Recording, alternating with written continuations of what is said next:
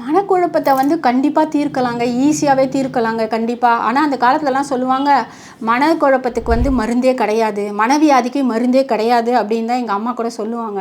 ஆனால் அப்போல்லாம் தெரியாது, அப்படி தான் போல இருக்குது அப்படின்னு தான் நானும் நினச்சிருக்கேன்.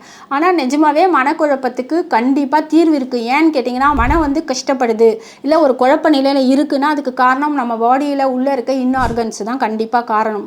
அப்போ வந்து ஏன் அது அந்த மாதிரி மனக்குழப்பம் வருது அப்படின்னா, ரீசன்ஸ் வேணால் மாறுபடும். ஒருத்தருக்கு ஒரு ரீசன் சொல்லலாம்.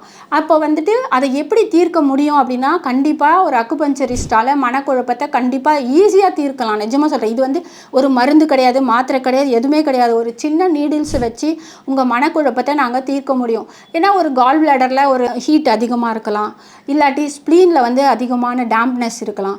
இந்த மாதிரி இருக்கும்போது உங்களுக்கு வந்து மனக்குழப்பம் வந்து அதிகமாக ஏற்படும். அது வந்துட்டு ஈஸியாக தீர்க்க முடியுமான்னு நீங்கள் கேள்வி கேட்க வேண்டிய அவசியமே இல்லை. கண்டிப்பாக வந்து தீர்க்க முடியும்.